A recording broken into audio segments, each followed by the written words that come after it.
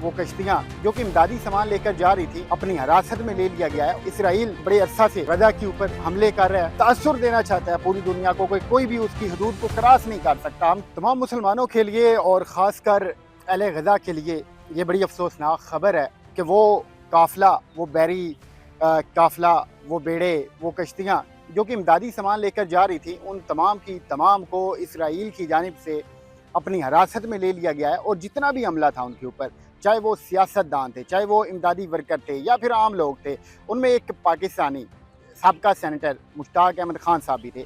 खबरें ये आ रही हैं कि इन तमाम के तमाम अफराद को गिरफ्तार कर लिया गया और इनको अब एक ऐसी जेल में रखा जाएगा जो कि सहरा में बनाई गई है, जहाँ पर सिर्फ वीरानी है या फिर गंदगी है, डर है, खौफ है, शदीद गर्मी है।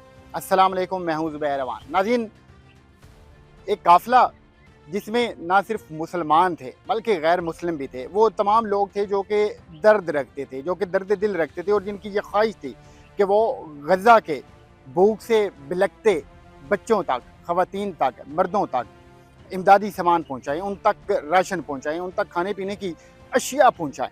अब चूँकि इसराइल बड़े अरसा से मुसलसल गजा के ऊपर हमले कर रहा है, इन हमलों की वजह से बहुत सारे जो मुसलमान हैं वो शहीद हो चुके हैं और शहीदों की तादाद लातादाद है। पूरे का पूरा जो गज़ा है वो इस वक्त तबाह बर्बादी का मंजर पेश कर रहा है। वहाँ पर खाने को कुछ नहीं है, वहाँ पर पीने को कुछ नहीं है, वहाँ पर अद्वियात नहीं है, वहाँ पर इंतहाई बुरे हालात हैं। कोई भी इमदाद उन तक नहीं पहुँच सकी, कोई भी उनके लिए मुअस्सर आवाज़ नहीं बन सका। तो ऐसे में बहुत सारे ममालिक के वो लोग जिनके अंदर खौफ था, जिनके अंदर दर्द था कि ठीक है वो जो भी हैं वो कम अज़ कम इंसान तो हैं, मजहबी बुनियाद से हट कर बहुत सारे लोग आगे बढ़े। आपने एक लफ्ज़ समूद फ्लोटेला का सुन रखा होगा। ये एक काफ़िला था जो कि मुख्तलिफ़ ममालिक से जो भी मुख्तलिफ़ फ़लाई तंजीमें थीं, उनमें कुछ सियासतदान भी थे। पाकिस्तानी जो साबका सेनेटर हैं मुश्ताक अहमद खान साहब, वो भी एक काफ़िला लेकर एक बरी जहाज़ में इमदादी सामान लेकर इस गज़ा की जानिब बढ़े। एक वो मकाम जहाँ पर इसराइली फ़ौज काबिज़ थी, चाहे वो बहरिया की शक्ल में थी या फिर उन्होंने हेलीकॉप्टर और जहाज़ों के थ्रू उसको घेरे में लिया, अटैक किया, जितने भी लोग थे उनको अपनी हिरासत में ले लिया। अभी ये खबर आई है कि जो पोलैंड की एक आखिरी कश्ती थी जिसमें इमदादी सामान लेकर जाया जा रहा था, उसको भी पकड़ लिया गया है। फिर 500 के करीब ये तमाम लोग थे जिनको गिरफ़्तार कर लिया गया, जिनको अपनी हिरासत में ले लिया गया। ये जितना भी सामान था उसको अपने कब्ज़े में ले लिया गया। और ये जो जहाज़ जा रहे थे इनमें खुदा न खासा कोई नुकसान पहुँचाने वाली चीज़ नहीं थी, इनमें कोई अल्लाह रहम करे कोई बम वगैरह नहीं थे, कोई ऐसी चीज़ नहीं थी जिससे इसराइल को नुकसान पहुँचने का डर हो। मगर वो चूँकि अपनी उसी गलीज़ ज़हनियत की वजह से वो मजबूर है और फिर वो ये तासुर देना चाहता है पूरी दुनिया को, कोई भी उसकी हदूद को क्रॉस नहीं कर सकता, हम किसी को भी गज़ा की जानिब नहीं जाने देंगे। और ये जो काफ़िला जा रहा था, अगर ये गज़ा में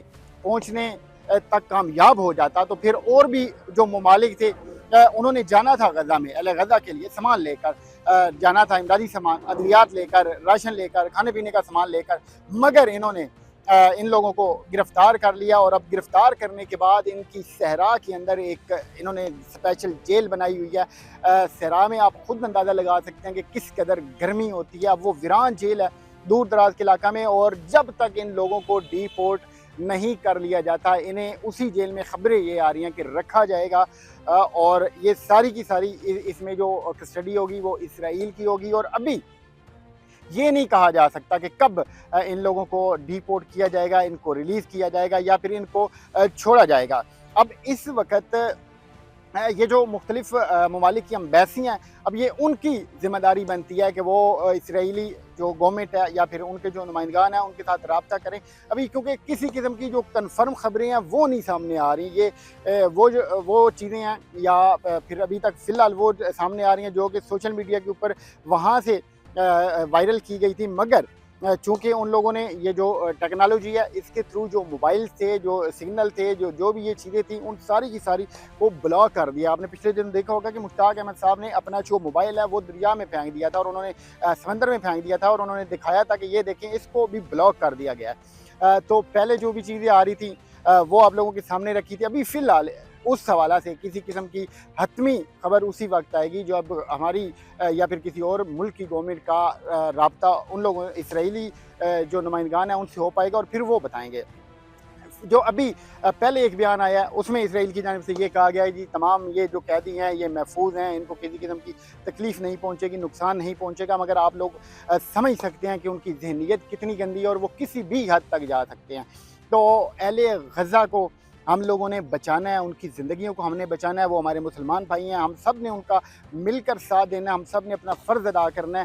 میں کم از کم یہ ولاگ بنا کر اپنی آواز بلند کر رہا ہوں. آپ لوگوں نے اس ویڈیو کو شیئر بھی کرنا ہے, کمنٹ میں اپنی رائے کا اظہار ضرور کرنا ہے تاکہ کم از کم ان لوگوں کو یہ پتہ چلے کہ ابھی ہمارے بھائی پیچھے بیٹھے ہیں جو کہ ہمیں سپورٹ کرنے والے ہیں, اور گورنمنٹ کے اوپر کم از کم یہ پریشر آئے اور وہ ان لوگوں کے لیے کوئی مؤثر اقدام کریں. اور یہ جو ہمارے سابقہ سینٹر مشتاق احمد خان صاحب ہیں ان کی رہائی کے لیے کچھ نہ کچھ کیا جا سکے, کیونکہ یہ وہ واحد شخصیت ہیں جنہوں نے پوری دنیا کو پیغام دیا ہے کہ پاکستان پر امن ملک ہے اور مشکل کی اس گھڑی میں وہ اپنے غزہ کے مسلمان بھائیوں کے ساتھ ہے. آپ دیکھیں کہ اس سے پہلے میرا خیال ہے کسی نے کوئی اس قسم کی کوشش نہیں کی, تو یہ غیرت مند پاکستانی تھا, یہ حلالی ماں کا بیٹا تھا جو کہ آگے بڑھا, جس نے ایک قافلہ تیار کیا اور پھر وہ پہنچ گیا اس جگہ تک.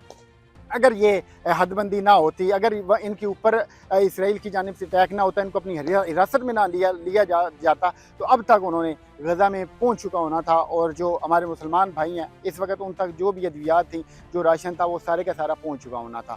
تو اللہ پاک آپ کے ہمارے ہم سب کی حالت رحم فرمائے. خاص کر آپ نے اپنی دعاؤں میں غزہ کو ضرور یاد رکھنا ہے. تو ملتے ہیں اگلی ولاگ میں. اللہ حافظ.